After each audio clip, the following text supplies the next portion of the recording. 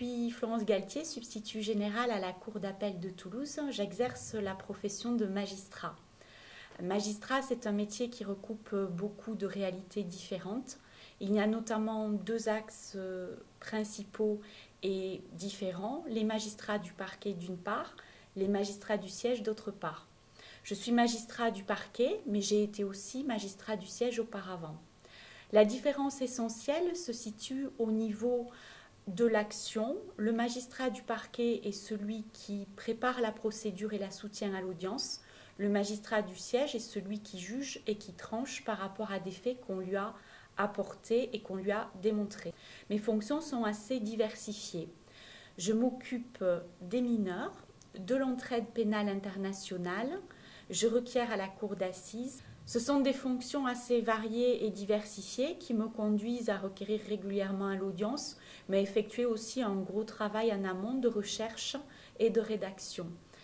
Pour essayer de vous parler plus concrètement de mon métier, je vous dirais que, par exemple, en ce qui concerne l'entraide pénale internationale, je supervise au niveau de la cour d'appel tous les actes qui arrivent des pays européens ou des pays extérieurs et qui se présentent sous la forme notamment des mandats d'arrêt européens ou des demandes d'extradition. Donc moi, je facilite l'exécution de ces actes-là et je demande aux enquêteurs éventuellement de procéder à leur interpellation. Dans le cadre de ces fonctions au niveau international, je suis appelée à me déplacer assez régulièrement à l'étranger pour assister à des rencontres de tous les magistrats européens, notamment. La dernière rencontre se situait à Rome et la prochaine aura lieu au mois de juin à Riga. Je requiers aussi régulièrement à la cour d'assises des mineurs, donc où l'on juge des mineurs puisque c'est ma spécialisation, mais également la cour d'assises générale. Alors ce sont des fonctions qui sont extrêmement riches et extrêmement prenantes puisqu'il y a un temps de préparation, évidemment on prend connaissance du dossier papier qui peut être assez volumineux, et ensuite il y a la période de l'audience. Donc on assiste à l'audience et on présente le dossier et on soutient l'accusation par rapport à des faits qui ont été renvoyés par le juge d'instruction.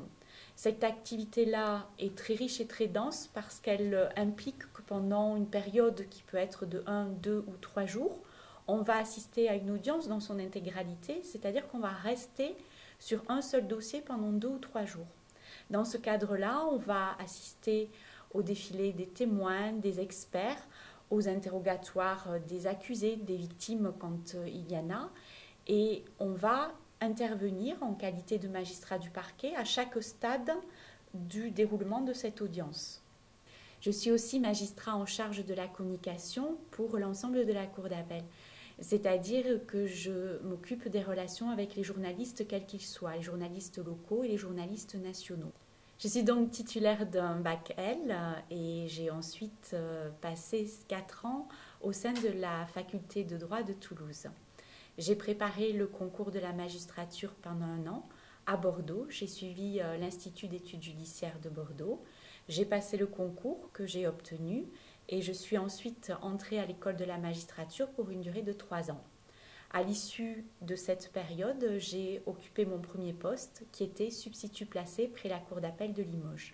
J'ai obtenu un bac L, comme je l'indiquais précédemment, et j'ai ensuite suivi les cours à la faculté de droit.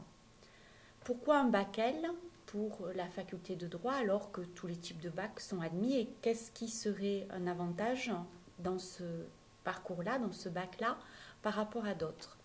Je dirais plusieurs choses importantes. D'une part, à mon avis, le bac L est quand même le bac qui permet un accès plus approfondi à la littérature. Or, en faculté de droit et ensuite dans l'exercice de mon métier, les qualités rédactionnelles et orales sont extrêmement importantes. Je crois que seule une connaissance et une sensibilité particulière par rapport à la littérature peut vous amener ce type de qualité dans votre métier. Aujourd'hui, les frontières sont abolies, en Europe notamment, je le sais par mon activité en matière internationale, et selon l'adage, nous sommes citoyens du monde entier. Il y a un autre aspect important, me semble-t-il, dans le bac L, c'est les langues. Les langues sont un apport primordial aujourd'hui, bien plus important à mon avis que beaucoup d'autres secteurs que l'on peut acquérir par ailleurs plus tard, mais si on n'a pas les langues d'emblée, c'est très compliqué après ultérieurement. Et je crois que le bac L permet cela et permet aux gens de s'intégrer très facilement par le biais des connaissances de langue. Au-delà de tous les apports que peut amener une filière plutôt qu'un autre, je crois que quelle que soit la filière choisie, la motivation pour un secteur d'activité est extrêmement importante.